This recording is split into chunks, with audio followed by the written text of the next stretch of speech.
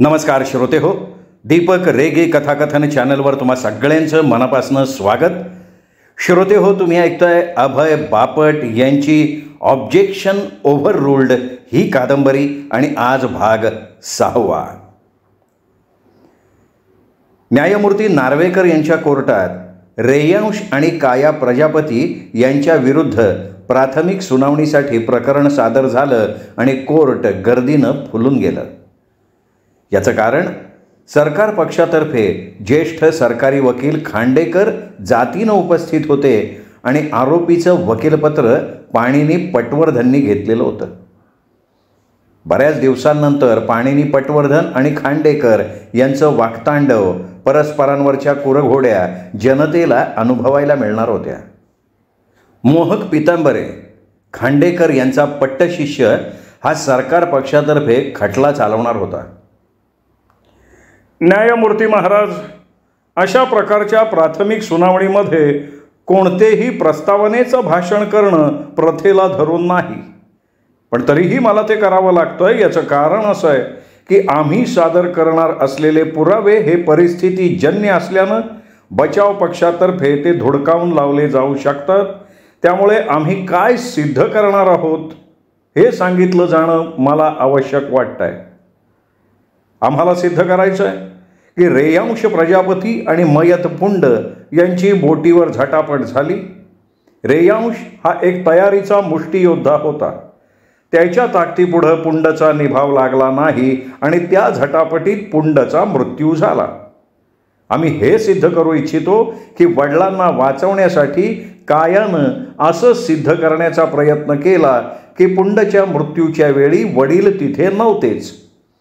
हे सिद्ध करण्यासाठी तिने हॉटेलमध्ये मीटिंगचं वातावरण दाखवण्यासाठी जे मद्याचे ग्लास आणि बाटल्या टेबलवर रचल्या होत्या, तसंच सिगरेटची थोटकं ॲशट्रेमध्ये टाकली होती, त्या सर्वांवरील ठसे हे काया आणि रेयांश प्रजापतीचा उजवा हात समजला जाणारा जतीन भारद्वाज या दोघांचे, अन्य कोणाचेही नाहीत. पटवर्धन, तुम्हाला काही प्रस्तावना करायची आहे का? न्यायाधीश नार्वेकरांनी विचारलं. पाणिनीचा सहाय्यक सुकृत पाणिनीच्या कानात कुजबुजला. मोहकच्या भाषणाचा न्यायाधीशांवर प्रभाव पडलाय असं वाटतंय बरं का. तुम्ही काहीतरी बोलायला हवं सर. मला म्हणजे बचाव पक्षाला आत्ता कोणतीही प्रस्तावना करायची नाही. जसजसा खटला पुढे जाईल तसं त्याचं स्वरूप बघू आणि आम्ही निर्णय घेऊ, पाणिनी म्हणाला. ठीक आहे, सरकार पक्षानं त्यांचा पहिला साक्षीदार बोलवावा, न्यायाधीश म्हणाले. तारकर पहिला साक्षीदार म्हणून बोलावला गेला. प्रेत सापडल्याचा पुरावा, प्रेताची ओळख, प्रेत कुठे सापडलं त्याचा तपशील, बोट कुठे लावली होती याबद्दलचा सर्व तपशील त्यांनी सादर केला. तुम्ही उलट तपासणी घेऊ शकता, मोहक पितांबरे म्हणाला. पाणिनी उठून उभा राहिला. खून बोटीवर झाला? हो, तारकरनी उत्तर दिलं. बोट नक्की कुठे लावलेली होती? मला वाटतंय पटवर्धन यांनी थोडा धीर धरावा. खांडेकरांनी बोलायला सुरुवात केली. आम्ही या क्षेत्रातला एक तज्ज्ञ आणतोय साक्षीला. तो सगळे नकाशे वगैरे सादर करेल. तसं असेल तर मला तारकरची उलट तपासणी पुढे ढकलण्याचा म्हणजे नंतर घेण्याचा अधिकार असावा, पाणिनी म्हणाला. नाही, आमची काही हरकत नाहीच आहे, खांडेकर म्हणाले.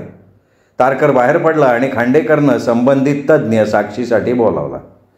त्यांनी सर्व नकाशे, आलेख वगैरे सादर केले आणि त्याची उलट तपासणी घ्यायला पाणिनींनी सुरुवात केली. पुरावा क्रमांक 1 म्हणून तू सादर केलेल्या नकाशात फुली मारलेल्या जागी बोट लावलेली होती? हो, बरोबर. त्या जागी पाणी किती खोल आहे? साक्षीदार हसला आणि म्हणाला, नाही, मला माहिती नाही आहे. मी त्रिकोणमितीच्या साह्यानं बोटीचं स्थान शोधून काढलं आणि ते नदी समुद्राला मिळण्याच्या ठिकाणी म्हणजे नदीच्या मुखाच्या नकाशावर टाकलेलं आहे. आश्चर्य आहे मला, खरंच आश्चर्य वाटतंय मला. तिथल्या पाण्याची खोली माहिती नाही म्हणजे? मी सर्वेक्षण करणारा माणूस आहे, पाणबुड्या नाही. तो म्हणाला आणि कोर्टातले सगळे हसले. खसखस पिकली, पण पाणिनींनी त्याकडे लक्षही दिलं नाही.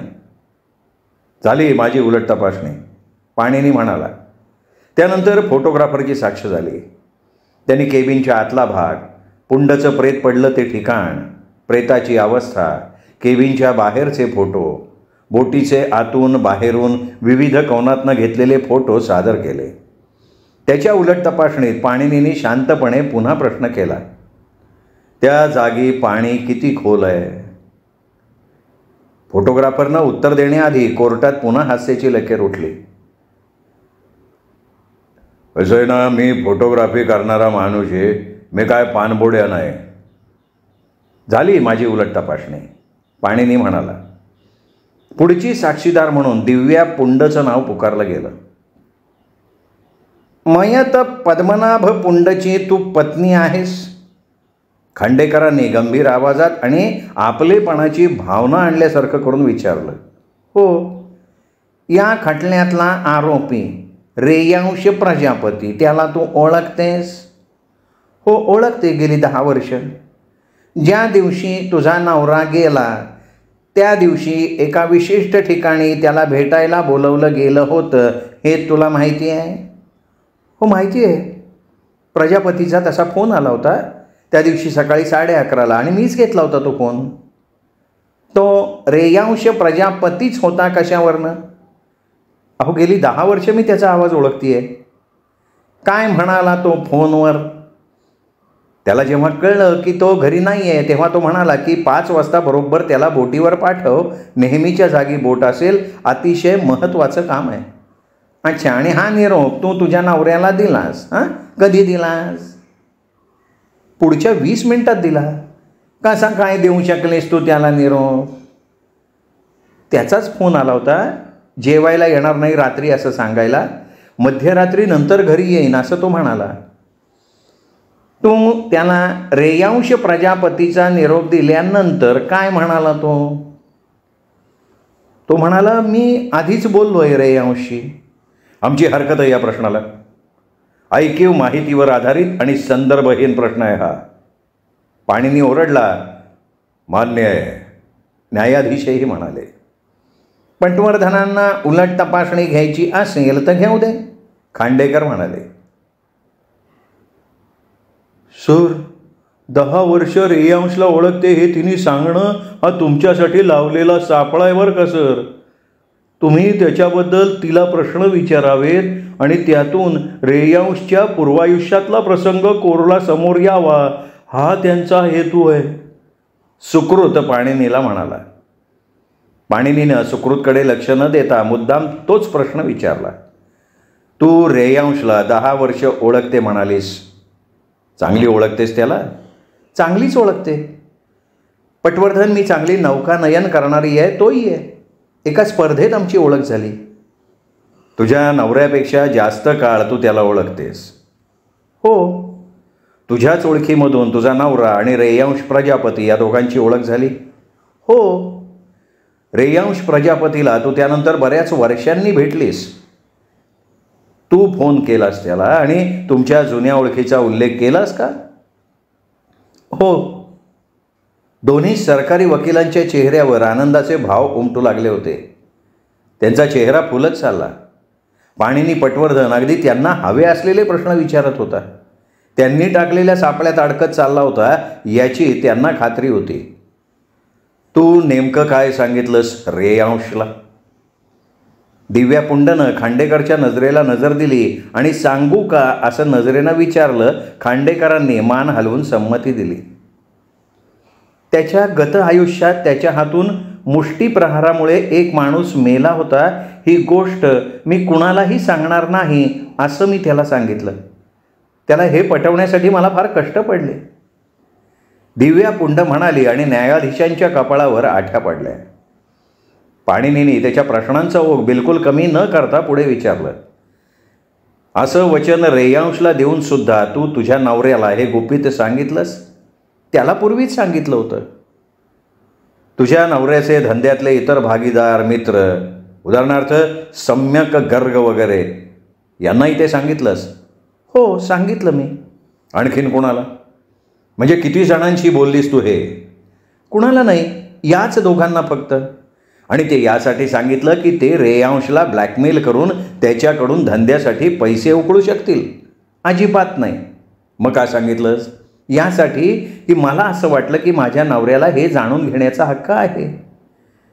आणि मग सम्यक गर्गचं काय? तुला असं वाटलं की त्यालाही हे जाणून घेण्याचा हक्क आहे? ही साक्ष फार भरकटच चालली आहे न्यायमूर्ती महाराज. अजिबात नाही, अजिबात नाही.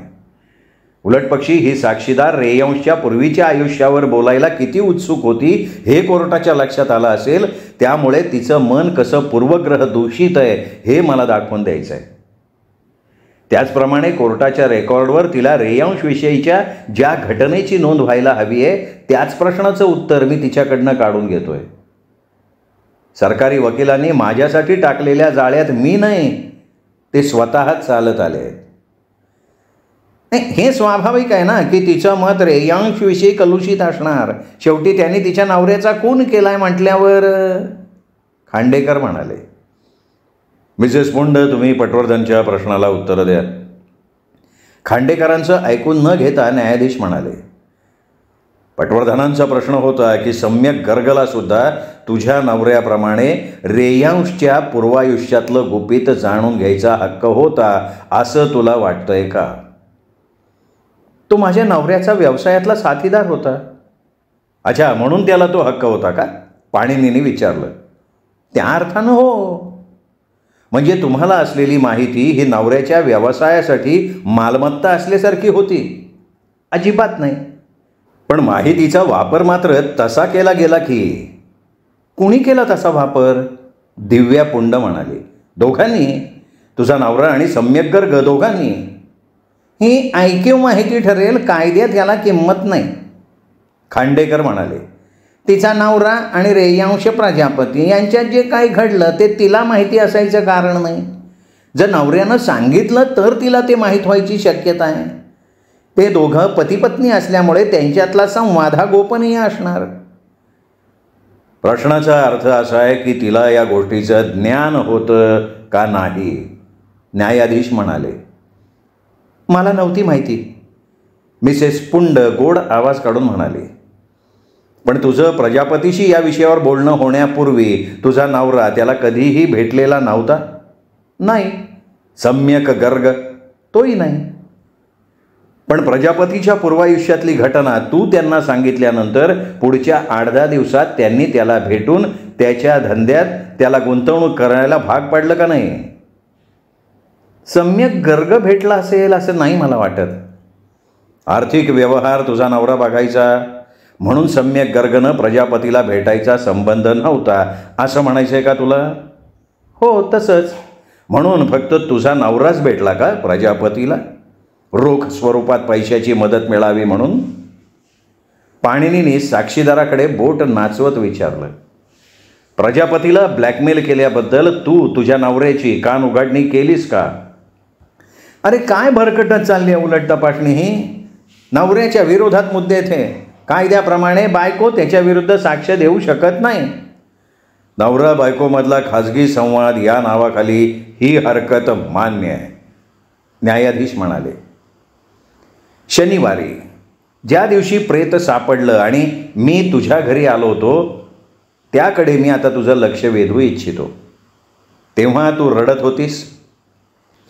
ही योग्य उलट तपासणी नाही आहे, आमची हरकत आहे. हे बघा, तिची मानसिकता दाखवण्याचा माझा प्रयत्न आहे. ऑब्जेक्शन ओव्हररूल्ड. उत्तर द्या प्रश्नाचं. हो, मी रडत होते, पुंड म्हणाली. आणि तेव्हाच इन्स्पेक्टर तारकर तिथे आला आणि मी तुला सांगितलं होतं की हा माणूस खुनाशी संबंधित पोलीस विभागाशी संबंधित आहे. कोणाचा खून झाल्याचं तुला समजलंय का असं मी तुला विचारलं तेव्हा तू एक वाक्य उच्चारताना अचानक थांबलीस.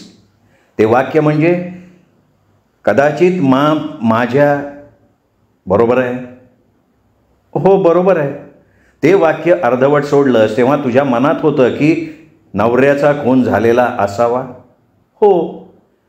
त्याचाच खून झाला असावा असं का मनात आलं तुझ्या?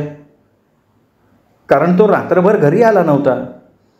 मला माहिती होतं की प्रजापतीनं माझ्या नवऱ्यावर हिशोब पुस्तकात घोटाळा केल्याचा आरोप केला होता आणि प्रजापतीपासून पद्मनाभला धोका वाटत होता. माझी क्रॉस संपली, पाणिनी म्हणाला, आणि खांडेकर फेर तपासणीसाठी उभे राहिले. पुंड, तारकर खाली दिसल्यावर लगेच पटवर्धननं तुला सल्ला दिला की कांदे सोल, म्हणजे त्यामुळे डोळ्यात पाणी आलंय असं दाखवता येईल. हो, नक्कीच मी सल्ला दिला तिला. उत्तर दे. खांडेकर पाणिनी पटवर्धनकडे पूर्ण दुर्लक्ष करून पुंडला म्हणाले, हो. का दिला सल्ला पटवर्धननी? मिस्टर पटवर्धन, या प्रश्नाला तुम्ही हरकत घेऊ शकता. साक्षीदाराचा अंदाज आहे हा, या मुद्द्याच्या आधारावर तुम्ही हरकत घेऊ शकता. नाही, मला अजिबात ऑब्जेक्शन घ्यायचं नाही आहे. उलटपक्षी हे रेकॉर्डवर येऊ दे की मी तिला तिचा चेहरा असा का दिसतो याचा खुलासा व्हावा म्हणून तो सल्ला दिला. अजून काही प्रश्न आहेत तुमचे खांडेकर? नाहीत युअर ऑनर. पटवर्धन, तुमचे आहेत काही प्रश्न? नाही युअर ऑनर. मग तुमचा पुढचा साक्षीदार बोलवा. न्यायाधीश नार्वेकर म्हणाले. नेहमीच्या पद्धतीपेक्षा मी जरा वेगळा साक्षीदार बोलावू इच्छितो, पण मी त्याची साक्ष बरोबर इतर साक्षीदारांशी आणि पुराव्याशी जुळवून दाखवेन नंतर, खांडेकर म्हणाले. हां, ठीक आहे. प्रबोधला बोलवण्यात यावं, खांडेकर म्हणाले. तो हजर झाला. खांडेकरांनी प्रश्न विचारायला सुरुवात केली. शुक्रवारी तू सर्फ अँड सन हॉटेलमध्ये 13 आणि 14 नंबरच्या खोल्या बुक केल्या होत्यास? हो सर. त्या संदर्भात तुझं बचाव पक्षापैकी कोणाशी बोलणं झालं होतं? माझी हरकत आहे या प्रश्नाला. सरकारी वकिलांनी हे विचारावं की ह्या साक्षीदारानं आरोपीपैकी कोणाशी फोनवर बोलणं केलं होतं का, आणि आरोपींनी जर ते मान्य केलं तर ते आरोपीवर बंधनकारक राहील, अन्यथा हा साक्षीदार त्यांना जे काही बोलला असेल ते आरोपीवर बंधनकारक नाही आहे. हां, हे बरोबर आहे पटवर्धनांचं. पण न्यायाधीश महाराज, मला ते दुसऱ्या साक्षीदाराच्या साक्षीशी जोडून घ्यायचं आहे. मला हे दाखवायचं आहे की हा साक्षीदार त्या हॉटेलमध्ये राहिला होता हे आरोपीला माहिती होतं. मग ठीक आहे, तुमचा प्रश्न बदलून फक्त हा विशिष्ट मुद्दा आहे तो विचारा. ठीक आहे. मी तुम्हाला विचारतो मिस्टर प्रबोध की तुम्ही आरोपीपैकी कुणाला कळवलं होतं का तुम्ही कुठे राहिलाय ते? हो, प्रजापतीचा खास माणूस भारद्वाज आला. मी त्याला विचारलं की जमीन खरेदीच्या कराराची कागदपत्रं मला मिळतील का. मी हॉटेलचं नाव सांगितलं आणि दुपारपर्यंत मला कळवा असं. भारद्वाज बरोबरचे हे संवाद ऐकून नक्की काय साध्य होणार आहे मिस्टर खांडेकर? ही सगळी माहिती भारद्वाजनं आरोपीला सांगितली आणि त्याचा या प्रकरणावर मोठा परिणाम होणार आहे असं तुम्हाला अभिप्रेत आहे का? तसं असेल तरच मी परवानगी देतो. न्यायाधीश म्हणाले. धन्यवाद. मी तुम्हाला विचारतोय प्रबोध, तुम्ही सर्फ अँड सन हॉटेलमधनं कधी बाहेर पडलात? सकाळी 10च्या सुमाराला. आणि भारद्वाज बरोबर तुमचं बोलणं कधी झालं? शुक्रवारी 4:45 वाजता आणि शनिवारी सुद्धा. तुमच्या बरोबर असणारे लोक 2 खोल्यात राहिले होते? हो. कोण होते हे लोक? ते माझ्या व्यवसायाशी संबंधित होते. भविष्यात धरण क्षेत्रात जाणारी किंवा हायवेमध्ये जाणारी जमीन कुक्कुटपालनासाठी घ्यायची. कालांतरानं सरकारनं ती जागा ताब्यात घेतली की त्या जागेला मोठी किंमत सरकार देणार, म्हणजे कुक्कुटपालनापेक्षा या जागेतून जास्त पैसा काढायचा असा हा प्रकार होता. अच्छा, म्हणून तुम्ही ती जागा बघायला गेलात? हो. तुम्ही ते हॉटेल सोडल्यानंतर आरोपीशी तुमचं बोलणं झालं? आणि झालं असेल तर ते कशाबद्दल झालं? आरोपींनी मला सांगितलं की तुझ्याबरोबर त्या हॉटेलात कोण लोक होते असं तुला कोणी विचारलं तर त्याचं उत्तर द्यायला तू सरळ सरळ नकार दे. यावर तू काय उत्तर दिलं? मी म्हणालो काही हरकत नाही. खोटी साक्ष दिल्याची पार्श्वभूमी म्हणून तुम्ही हे विचारताय का? पाणिनीने मध्येच विचारलं. हो. याच्यावर पाणिनी हसला. तिने त्याला कुठलीही गोष्ट खोटी सांगायला लावलेली नाही. उत्तर देऊ नको असं सांगणं म्हणजे खोटं सांगायला लावणं असं नाही होत. नाही, पण अप्रत्यक्षपणे तोच अर्थ होतो. हे बघा वकिलांनी आपापसात भांडू नका. नार्वेकरांनी तंबी भरली. तुमची झाली का साक्ष घेऊन मिस्टर खांडेकर? हो, माझे प्रश्न संपले. पटवर्धन, तुम्हाला उलट तपासणी घ्यायची आहे? पाणिनीने मान हलवून हो म्हणून सांगितलं. प्रबोध, हॉटेलात तुझ्याबरोबर असलेल्या लोकांची खोटी नावं सांग असं तुला काया प्रजापतीने सांगितलं? नाही, तसं काही नाही सांगितलं. किंवा त्या लोकांचं किंवा त्यांच्या धंद्याचं खोटं वर्णन कर असं सांगितलं? नाही हो, तिने फक्त काही बोलू नको, उत्तर देऊ नको असं सांगितलं. तिचे वडील त्या हॉटेलात नव्हते असं सांग म्हणून तिने सांगितलं का तुला? नाही, तसंही नाही सांगितलं. फक्त कोण होतं त्या कोणाची नावं सांगू नको एवढंच सांगितलं ना तुला? हो. कोणाचीही याचा अर्थ त्यात वडीलसुद्धा समाविष्ट आहेत? आत्ता माझ्या लक्षात आलं तुम्हाला नेमकं काय हवंय. तिथे कोण होतं त्यापैकी कोणाचीही नावं सांगू नको असं तिने सांगितलं. त्यात वडीलही होतेच, पण तिने वेगळं नमूद नाही केलं की वडिलांचं नाव सांगू नकोस म्हणून. बस, मला एवढंच काढून घ्यायचं होतं. पाणिनी अत्यानंदानं म्हणाला.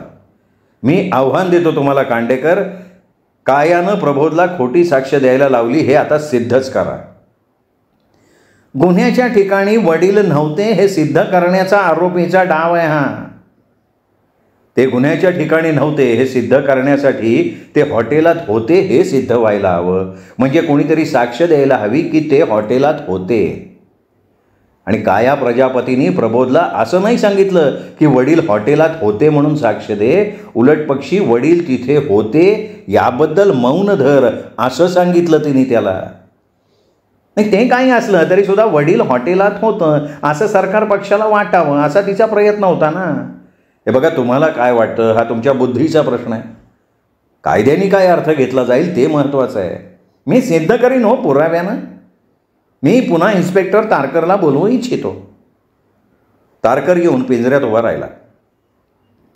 शनिवारी पद्मनाभ पुंडचं प्रेत सापडलं त्या दिवशी तुझं आणि आरोपी कायाचं बोलणं झालं होतं? आणि झालं असेल तर कुठे झालं? ते फाउंटन नावाच्या रेस्टॉरंटमध्ये. माझ्याबरोबर तेव्हा एक पोलीस होता आणि रेयांश प्रजापती होते. तेव्हा काय बोलली काया? ती म्हणाली तिचे वडील एका गुप्त राजकीय बैठकीत होते आणि त्यातल्या लोकांची नावं सांगणं योग्य नाही होणार, पण ते कुठे होते हे सांगण्यात काही गैर नाही, ते बाबांनी सांगावं. ती बैठक सर्फ अँड सनमध्ये झाली असं ती म्हणाली का? हा, म्हणजे अप्रत्यक्षपणे तिने ते सूचित केलं. रेयांश प्रजापतींनी काय सांगितलं? नाही, रेयांश बोलले नाही काय, पण त्यांनी अचानक काहीतरी आठवल्यासारखा आविर्भाव केला आणि आपल्या खिशात हात घालून चाचपल्यासारखं करून किल्ली बाहेर काढली. ती सर्फ अँड सनचीच होती. थोडक्यात म्हणजे त्यांनी तिथं राहिलेचं थेट शब्दात सांगितलं नाही, पण त्याच्या वागण्यातनं त्यांनी ते दाखवून दिलं. हा साक्षीदारानं केलेला अंदाज आहे किंवा त्याला काय वाटलं त्याचं कथन आहे. हे रेकॉर्डवर घेऊ नये. अगदी बरोबर आहे, अगदी बरोबर आहे. साक्षीदार हा अनुभवी पोलीस अधिकारी आहे. त्यांनी अंदाज व्यक्त करू नये. आरोपी नेमकं काय म्हणाला त्याला तेवढंच सांगावं. तारकर हसला. रेयांशनी खिशातनं किल्ली काढली, माझ्याकडे दिली. ती किल्ली सर्फ अँड सनची होती.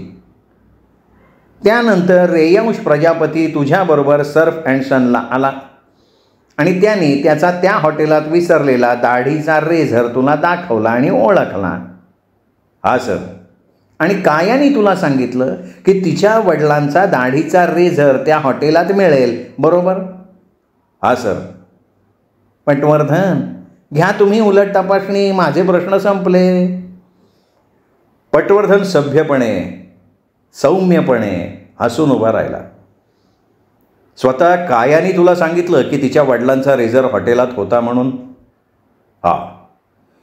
तिचे वडील त्या हॉटेलात गेले होते असं तिने तुला सांगितलं का?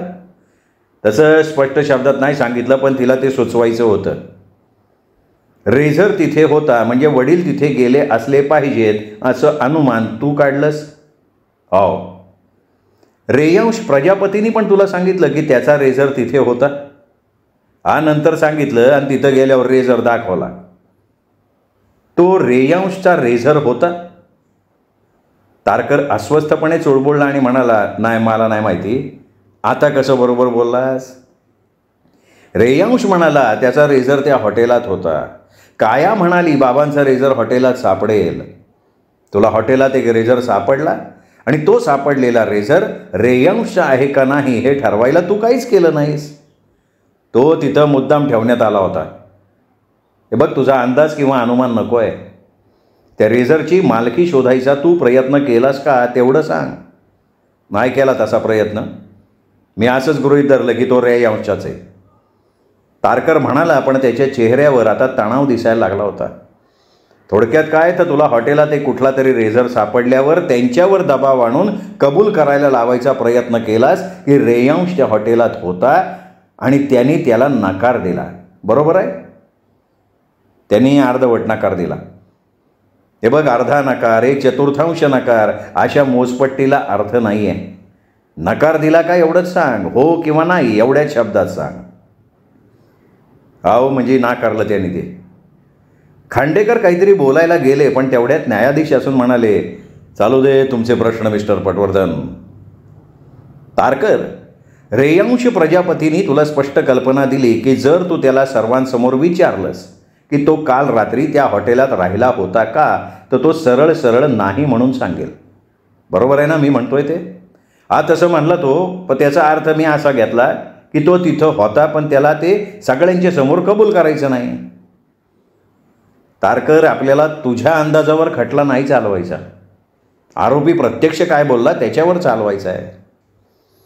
आम्ही फाउंटन रेस्टॉरंटमध्ये होतो तेव्हा त्याची मुलगी काया म्हणाली का तिचे वडील सर फॅन्सनमध्ये होते. एक मिनिट हां, पाणिनी मध्येच म्हणाला. मी त्यावेळी तिथे हजर होतो. काया असं म्हणाली की सर फॅन्सनमध्ये राजकीय मंडळींची गुप्त बैठक काल रात्री झाली असण्याची शक्यता आहे. आणि वडिलांना उद्देशून असं म्हणाले की बाबा, राजकीय मंडळींना संरक्षण न देता तुम्ही कुठे होतात ते सांगायची वेळ आली आहे. याला प्रतिसाद म्हणून रेयांशनं त्याच्या खिशात हात घालून एक किल्ली बाहेर काढली आणि टेबलवर ठेवली. ती तू लगेच झडप घालून पकडलीस आणि पाहिलंस की ती किल्ली सर फॅन्सन हॉटेलची होती. बरोबर आहे का नाही? हा, बरोबर आहे. तारकर अस्वस्थ होऊन म्हणाला. याचाच अर्थ रेयांश प्रजापतीनं स्वतःच्या तोंडून तुझ्यासमोर सांगितलं नाही की तो सर फॅन्सनमध्ये राहिला होता. आता त्याने त्या हॉटेलची किल्ली तर दिली ना मला, त्याचा दुसरा अर्थ काय होतो? तारकरने वैतागून विचारलं. पण किल्ली दिल्यानंतर त्यांनी तुझ्या नजरेला नजर देत स्पष्टपणे सांगितलं की जर तू त्याला विचारलंस की तू सर फॅन्सनमध्ये होतास का, तर तो सरळ सरळ नाकारेल म्हणून. मला नक्की नाही आठवत काय संवाद घडले तेव्हा. काया तेव्हा म्हणाली नाही का की बाबा हो तुमचा रेझर राहिला आहे तिथे म्हणून? हा, बरोबर आहे असं म्हणली ती. आणि त्याचा अर्थ तू असा घेतलास की तिचे वडील हॉटेलमध्ये होते. तारकर, या ठिकाणी आरोपीनं वस्तुस्थितीला धरून विधान अशा प्रकारे केलं आहे की पोलिसांना ते खोटं वाटतंय. खोटी साक्ष त्याला म्हणतात की जे न्यायाधीशांसमोर खरं बोलायची शपथ घेऊनही खोटं सांगतात. प्रबोधने काय सांगावं कोर्टात असं आरोपीला वाटत होतं ते म्हणजे खोटी साक्ष द्यायला लावल्यासारखंच. असं त्याला खोटं बोल कोर्टात असं कोणी सांगितलं होतं का? ते सगळं झालंय की राव मागाशी. हो झालंय ना, मग तूच पुन्हा विषय काढला आहेस. असो, तुला अजून एक विचारतो. शनिवारी सकाळी तुला बोटीवर बोलावण्यात आलं होतं पद्मनाभचं प्रेत सापडल्यावर? हा सर. तिथे तपासणी करत असताना एका डेकवरून दुसऱ्या डेकवर जाण्याच्या जिन्यावर तुला रक्तात माखलेले बुटाचे ठसे आढळले? मी येतोय त्या विषयाकडे दुसऱ्या साक्षीच्या वेळी. पण मी आत्ता येतोय ना त्या विषयाकडे याच साक्षीच्या वेळी. पाणिनी खवचटपणे म्हणाला. उत्तर द्या इन्स्पेक्टर. हा, मिळाले. तू हे पाहायचा प्रयत्न पाणिनी विचारायला लागला, पण खांडेकर मध्येच म्हणाले, अरे देवा, ही उलट तपासणी फार भरकटत चालली आहे. मी यापुढे कायाचा बूट पुरावा म्हणून जमा करणार आहे, त्याची ओळख पटवणार, त्याला रक्त लागलं असल्याचं रेकॉर्डवर आणणार, सगळं पद्धतशीर करणार आहे. पटवर्धन का घाई करताय? हे बघा, तारकर हे त्या ठिकाणची तपासणी करणारे पोलीस इन्स्पेक्टर आहेत.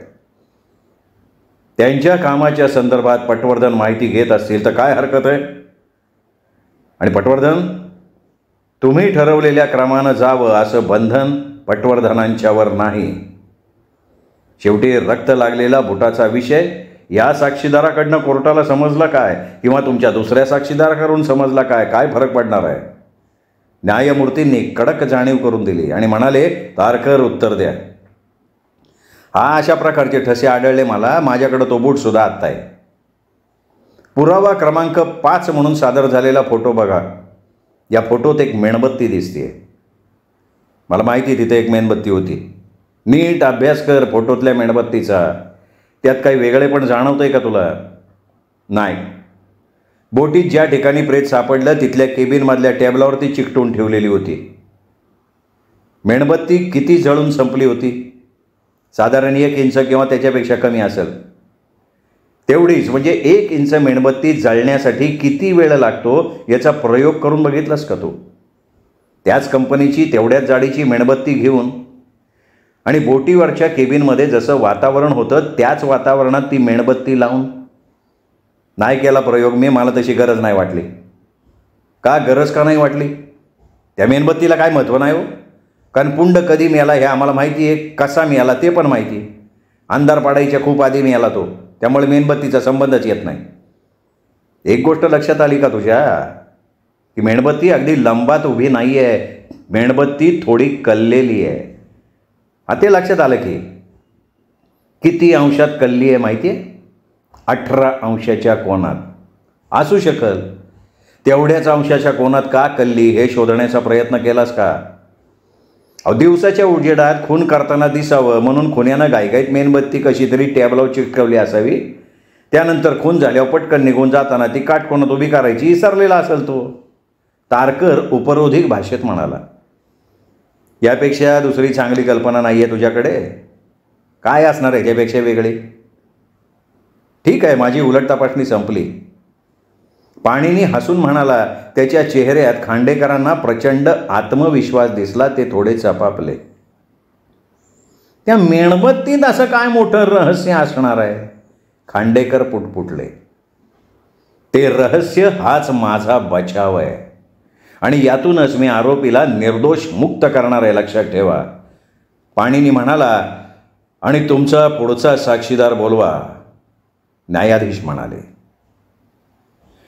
श्रोते हो, हा होता भाग 6. 7वा भाग उद्या. ऐकत रहा ऑब्जेक्शन ओव्हररूल्ड.